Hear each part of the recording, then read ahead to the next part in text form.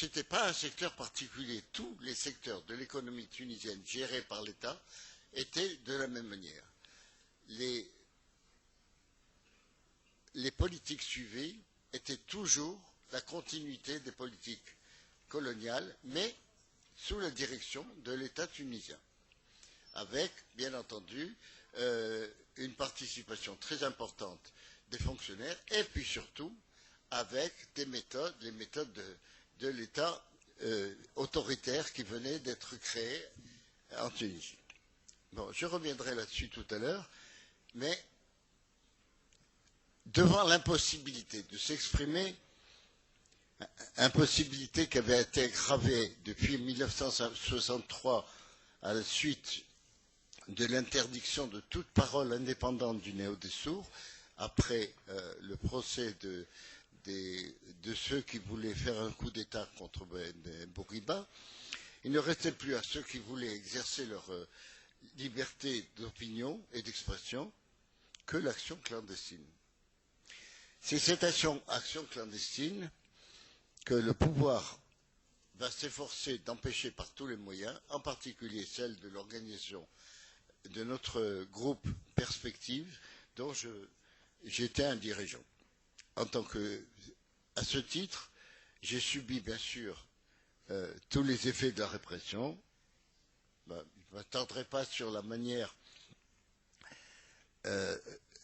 dont la police, à mon avis, c'est pas du tout du cynisme, c'est de l'ignorance complète de leur travail. La police, politique ou pas politique, au lendemain de l'indépendance, ne connaissait qu'une méthode de travail, la torture. C'est tout. Incapacité totale de suivre une piste, de chercher des indices, etc. Il fallait que le suspect produise lui-même non seulement les aveux, mais les preuves. C'était normal. La plupart des policiers de l'époque avaient un niveau intellectuel et moral assez peu développé. Évidemment, on torturait. On torturait de différentes manières dont tout le monde, on a beaucoup parlé, on parlera encore beaucoup, mais je ne veux pas m'attarder là-dessus parce que j'ai été arrêté 3 fois, je veux dire, j'ai passé 3 séjours en prison après des arrestations, et les 3 fois j'ai subi les tortures. Ce qui prouve qu'une certaine obstination. La torture ne dissuade pas, puisqu'on recommence. Mais on finit par s'habituer, on sait qu'il y a 3, 4 jours, une semaine très pénible, et puis après ça va aller. Enfin, ça va aller. Bon. Pour quand même tu nous as pas dit quand tu as été arrêté pour la première fois. Alors, j'ai été arrêté en mars 68 pour la première fois, mais je vais en reparler dans un instant.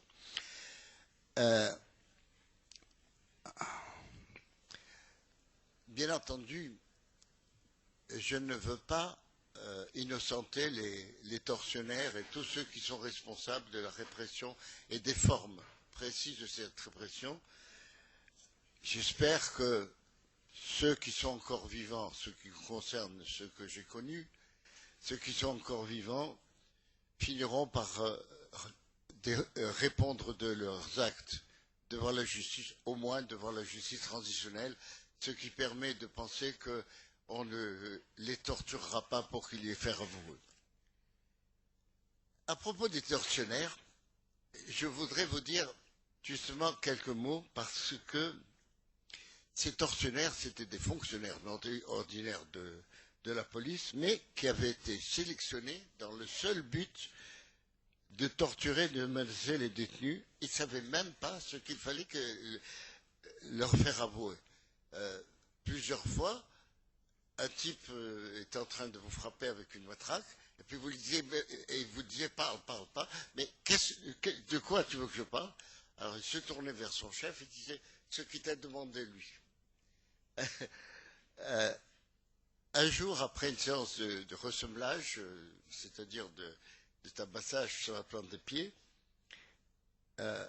J'ai discuté avec un d'eux qui était absolument une bête furieuse pendant qu'il frappait. Il était menaçant, ça faisait peur. Et puis, on lui dit d'arrêter, d'un seul coup, il se transforme.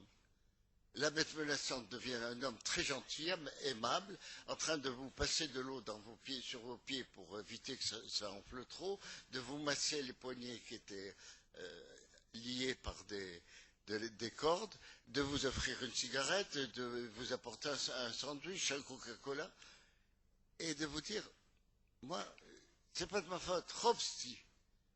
Alors, j'ai discuté avec lui, et j'ai dit, bon, Robsti, t'es d'accord sur Robsti, mais si demain, quelqu'un, moi ou n'importe qui d'autre, porte plainte et contre toi pour l'avoir frappé, c'est toi qui vas payer. Ah non, jamais. Mes patrons ne me lâcheront jamais.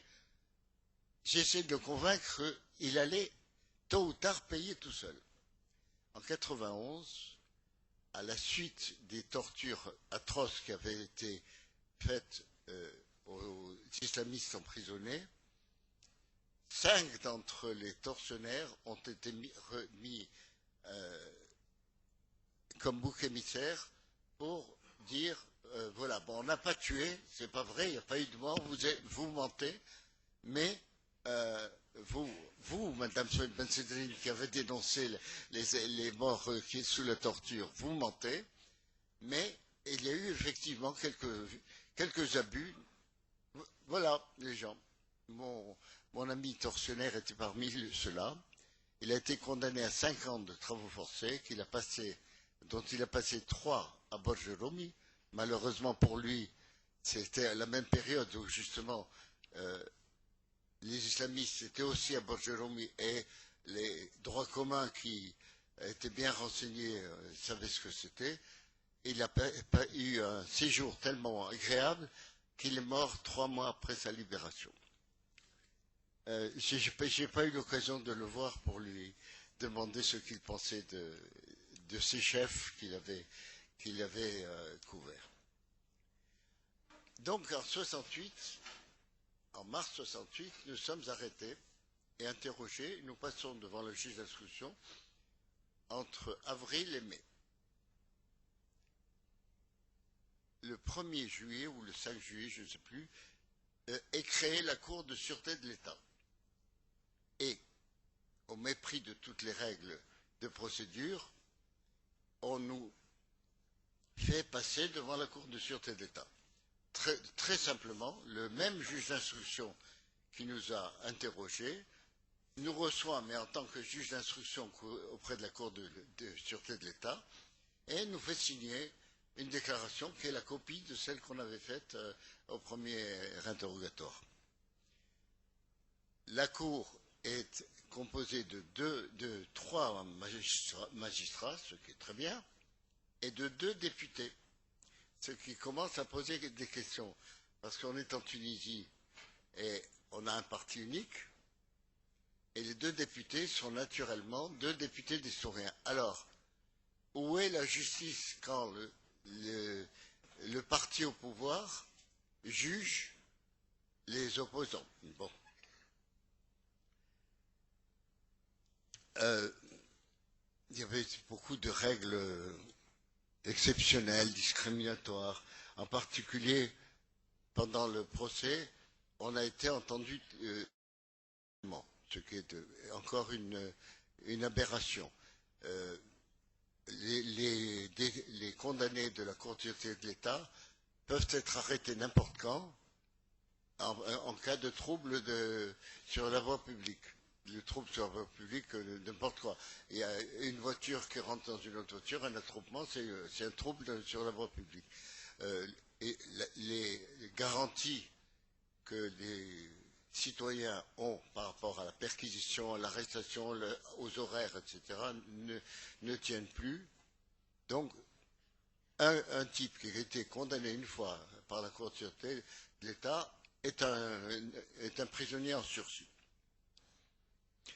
Un mot sur Ali Schiff, qui était le président de la Cour de sûreté de l'État qui nous a jugés. Alors, une petite parenthèse, nous n'avons pas été jugés en tant qu'affaire numéro 1 de la Cour de sûreté de l'État. Non, on a pris 3 malheureux contrebandiers qui avaient des fusils de chasse et on les a condamnés, c'était l'affaire numéro 1. Ils ont quand même eu des grosses peines, mais je crois qu'ils ne sont pas restés. Le président de la Cour avait déjà été président du tribunal militaire qui avait jugé les gens de la tentative du coup d'État de 1962. Or, il avait été très généreux, n'hésitant pas à décerner des condamnations à mort et des condamnations à des peines astronomiques. Donc, on se disait, ce type-là, vraiment, c'est un dur. Et puis on nous a raconté que, quelque temps avant, il avait été juge à Gabès et qu'il avait construit une prison qu'il avait louée au service pénitentiaire. Alors là, évidemment, c'est devenu comique, c'était plus du tout menaçant. On se disait un type qui loue sa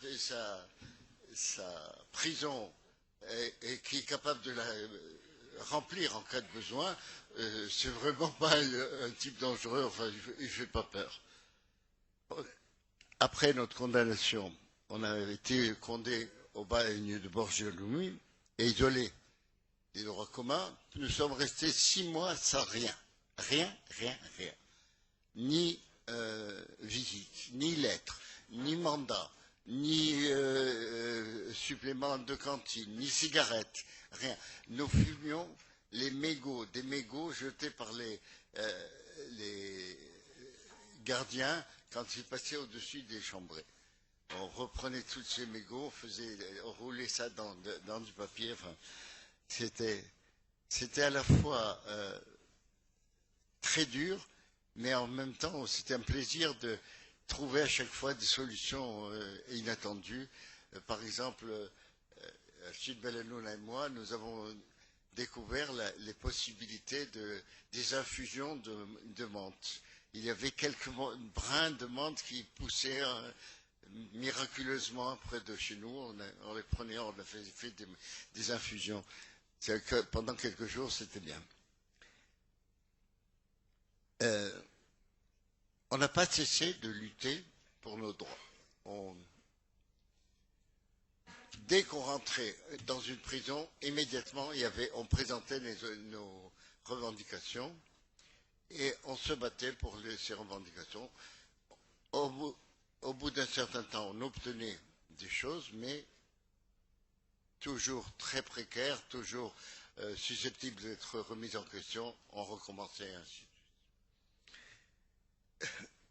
Il y a quand même eu des améliorations substantielles du régime. Je ne sais pas, j'aurais aimé poser la question à Sami Bram pour savoir ce qu'il en restait au moment où il est arrivé, parce que en 1976, notre situation matérielle a changé du tout au tout avec la réforme des prisons dont je parlerai plus tard, mais en gros, on est passé du Moyen-Âge au temps moderne. En 1969, on a eu l'occasion de côtoyer les condamnés de l'affaire du coup d'État. Je dis coup d'État, je refuse complètement l'utilisation du mot comploteur qui est généralement admise parce que ça comporte un jugement de valeur qui n'a pas lieu d'être. Ils avaient voulu faire un coup d'État et c'est tout. Bon, ça n'a pas pu, ils ont payé. Au pénitencier de Ranelagh, où ils avaient été après leur condamnation en 1963, ils étaient dans des conditions atroces. Bon, ne parlons pas de la réception qui a été à coups de crosse de fusil et de coups de pistolet, de crosse de pistolet de la garde nationale, mais ils ont été dans les caves, enfermés dans les caves, enchaînés, jour et nuit, et en plus, ils devaient travailler des scourtins d'alpha, comme tous les bagnards. En plus, les caves de Radelma sont très humides et en partie inondées. C'était terrible comme condition. D'ailleurs, je crois qu'il y a eu 2 décès directs à Radelmel et un indirect par suite d'une pleurésie contractée là-bas et qui n'a pas été soigné.